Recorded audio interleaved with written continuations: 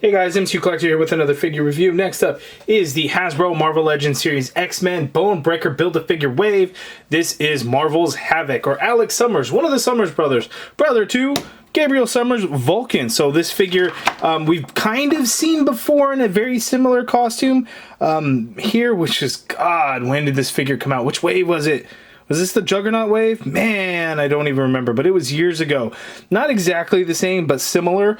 So it's nice to get something that's not on the Bucky Cat body, and I know a lot of people wanted this, the classic design for the head with the silver gray parts kind of coming up. I don't personally really care for that look. I kind of like the clean look of this one here. So I'll do a head swap, see how that will look, but we'll kind of see from there. Before we get into it, I want to send a big thank you to Toy Snowman. They are a Canadian retailer. I had a pre-order with them and they actually shipped out the wave to me. I have a link in the video description below to get a save 5% my referral code. When you sign up for first-time users, first-time accounts, you will get a 5% off coupon code using my referral link. So link in the video description below for that. Again, they are Toy Snowman. They are based in Canada, so be aware of that. Once you go to the site, you'll see Canadian prices, things like that.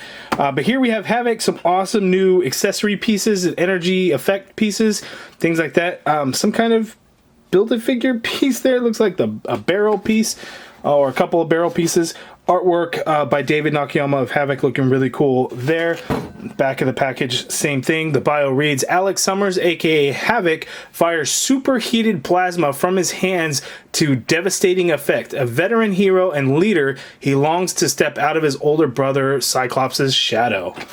There we go. Let's get Havoc out of the box. Okay, so here is Havoc out of the package. He does come with two of these barrel pieces for the Build-A-Figure, so we'll put that off to the side for Bonebreaker. Getting really close to completing him. I got two more figures to look at, Darwin and Maggot. But here is Havoc, and this looks pretty cool. So you got the effect piece that ports into the back of the figure, and you have these hand pieces. You pop out the hands, place them over the wrist. They just kind of dangle there. And stuff, and this looks pretty cool, but I will tell you it's a little lackluster in terms of an action figure. But the important thing is it is comic accurate. It's just not a whole lot into the costume, so there's no paint really except here on his chest. And then the head sculpt, again, I know this is classic design, it's accurate, I just don't really care for it. I actually really like this look there. Or prefer the X Factor look for Havoc, I guess. So it's kind of interesting. So let's get in for a closer look to look at these effect pieces, and then we'll take a look at the figure, which, again, isn't a whole lot to talk about because there's just not. I mean, we can talk about the face, and the face looks weird because he looks like his eyebrows are the same color as his lips, which is a bit odd in my opinion. But let's get to it. So I'm going to show the effect piece as it's still on his wrist, so you can make it look like it's coming out of his hands and things like that, or you can not use them at all. But they're pretty cool the way they are. They are kind of a harder plastic, so at some point they wouldn't really bend, they'd probably just snap. So you want to be careful with them, but it's pretty cool. So the large one, as you can see, just ports right on into the back of the figure. We've got a peg hole there, and it just pegs in there. And then these ones, again, you pop out the hand, and then you would place it over the wrist like so. Nothing special there. So let's get the other one off and take a closer look. Okay, so there's a couple of different layers to this piece. So you can see it's not just one entire flat surface. There are some sections. So like this large circle here is on top of this bigger circle, and then like this little circle is underneath this one, whereas these ones are kind of on top of each other and under and stuff. So a couple different layers to that, which is pretty cool that it's not just a flat. It adds a little bit of depth to it. Again, it is a harder plastic, so be aware of that. And then this is the one that ports into his back. And of course we have these ones that go onto his wrist. They are not the same. At first I thought, I'm like, oh, they're going to be two of the exact same. But no, they are in fact different. And as you can see, these ones feel a lot more layered, as you can see there. And it just looks really good. It's a translucent light blue color. If you look at the comics, these are pretty accurate. This is pretty awesome what they did instead of those old school bubble effects, man. Like the other Havoc had come with. These are way better and look a lot cooler because when you add the translucentness to it, it just kind of screams off the page with the circles that he had coming off of him. So really cool. And I like that they're different, that they are not the same. Hasbro, you know, used to just, you know, do the same, like those bubble effects. They would just throw 2 of them in there. The exact same, no change, no difference. But here we get a little bit of a change up. So that's definitely nice that they did that. So that's it for the accessories. Now let's take a closer look at Havoc. Okay, so here's Havoc. The whole body is all just done in a base black body, so nothing to really talk about there. But here on the chest, what they did is, so kind of like the digital print that you get on the face, they've been doing a lot of that with the paint deco on the figure. So in certain areas you might see it. So like with the symbiote Spider-Man on the retro carded Spider-Man, the same thing, that the white spider logo is done with a print type paint application. So here we get the same thing for Havoc on his chest, and what it does is it really gives off a nice glow effect, because they can fade out that blue to really make it look like it's, you know, it's kind of shining bright on his chest, which is nice. So you just have like white circle there, a couple of white blue lines, and then you just get this dot matrix type print in there to make it look like it's glowing, which is really cool, because what they did before was do a blue circle with a little bit of some sloppy ass white paint in there to kind of make it look like it's glowing. It's, you know, Hasbro hasn't had the greatest track record when it comes to shading and things like that to give that effect, but man, that's a huge difference right there, because man, it just looks like it's actually glowing. So I really like that. Next is the head sculpt. So mine, you can see a little bit of black right there under his nose, so it looks like a little bit of scratch paint on mine, and then you have his eyebrows and his lips seem to be about the same color. So he's got blonde eyebrows and blonde lips. Looks a little weird. Blue eyes, a little bit of red there on the you know, this headgear piece. Soft rubbery plastic, so it's not going to break or anything like that.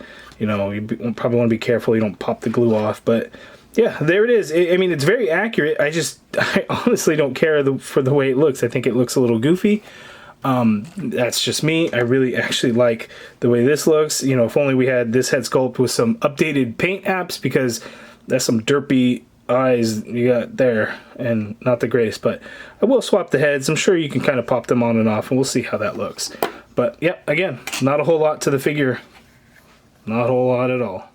Okay, so here are the 2 Havoc figures, and I went ahead and swapped out the heads, so you can see they pop on there quite nice, and actually I think this actually looks really good. This one, not as much, and it actually fits super loose on there. It pops on there, but again, it just kind of dangles and is loose. This one, a little bit more firm, but you know, it works. But I think that looks pretty good. And of course the effect pieces do work on the older Havoc, but with the tiny ass Bucky cap feet, he's not nearly as stable, but it can work. This back piece is a little bit looser in there, but it definitely works. And then with the hands, it's a much tighter fit, as you can have the glove portion there. It does not allow for these pieces to go deeper onto the arm. So it's a little loose on there, and you just kind of push the hands in there, but it's not 100% secure.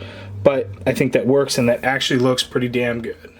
Okay, so we're going to take a look at Havoc's articulation. It is the Spider-Man 2099 body mold, or Sunfire body mold, so he can look down that much, he can look up that much, which is really good. Full rotation in there, of course. You get some pivot going on with the neck.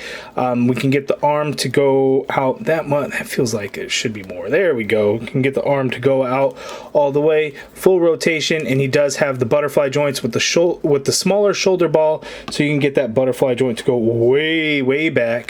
And then coming forward, you can get it to go a little bit, so you can get some crossbody going on in there.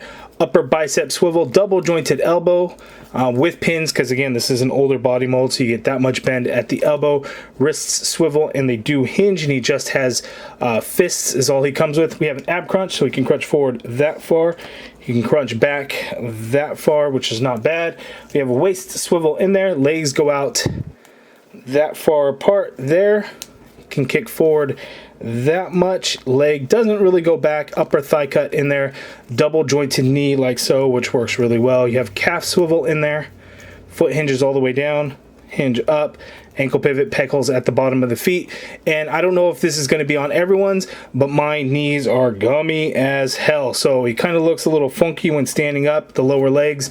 But it's because those gummy ass knees. So hopefully that's not something that you're going to see with your figure. Maybe it's just mine or a few of them or however, but it sucks. Be aware of that. Okay, so the Summers brothers, Scott, Alex, and Gabriel, new figures. It's time. We always get Cyclops figures over and over again. We've gotten a bunch of them. Again, if you watch my Vulcan video, I talked about how the Morph figure in the animated series VHS packaging has those nice new molded legs, which has these yellow straps at the boot and on the thigh that look eerily similar to what Cyclops would wear. There's no way that they are going to release a Morph figure with those newly molded legs and not do another figure release of a character that wears the same thing. Now, will it be VHS style Cyclops with cell shading, or will it be a general release Cyclops? Time will tell. We shall see. But I do welcome getting a new Cyclops figure on a different body mold. So if it's going to be kind of new with pinless legs and things like that, that's going to be awesome. But I definitely would love to see it because, again, Morph basically could have been this figure with a different head sculpt, but it's not. So they gave us some new pieces on that Morph figure, whereas the other figures really didn't necessarily get that treatment, right? Jubilee was all new and kind of a kit bash with the head from the Jubilee Build-A-Figure wave, and then the Jean Grey looks to be the same. Storm, well, actually Storm gets a new head sculpt. Wolverine got a couple new head sculpts, so you know, they did that, but none of them went as far as to give new pieces, new body mold pieces. So be on the lookout for that. I really, really see a Cyclops coming. I'm sure we shall. I'm sure we will get a new one. You guys let me know your thoughts on that in the comments below. Do you think we will, or do you disagree or hope not? Last person commented that they hope we don't get a Cyclops. I'm thinking we will. I kind of hope we will. Okay, and here is the Bonebreaker wave so far. We got Siren, Wolverine, Havoc, Vulcan, and Sabretooth. We got a couple more, Maggot and Darwin, that'll be coming in the next couple of days. I'm trying to get these out at least one a day for you guys. So the wave is looking pretty good. I mean, Siren, I really could have done without. A new Banshee would have been a lot better. Wolverine, you come to expect a Wolverine figure to be released in an X-Men wave. It's just one of those things. So I'm not even mad at it. Havoc, I really could have done without because, you know what? I still kind of like this Havoc figure. Even if it's Bucky Cap, I still like it. I think it looks really good. But yes, this one's got some cool things with the glow effect. You know, paint on there. It has the more classic head sculpt. Sure, cool. First appearance, Sabretooth. Why not? I don't know that it's completely necessary. Vulcan, much needed and very cool that we get a new standard body to replace Bucky Cap as I drop all these damn figures. So, you know, still going to be the highlight of the wave for sure, but I know for some, Havoc is definitely a big want that folks have wanted. But, you know, you guys let me know down in the comments below your thoughts on that. But the Havoc figure, let me know what you think of it, if you're picking it up or you're passing, or you're getting it just for the Build-A-Figure pieces, although I don't know how necessary these barrels are. Not really sure. I guess time will tell when I put them all together. But that's it. That's the review. You guys let me know your thoughts in the comments below. If you guys liked the video, please do me a favor and hit that thumbs up button. Subscribe if you haven't already done so. And as always, thank you for watching.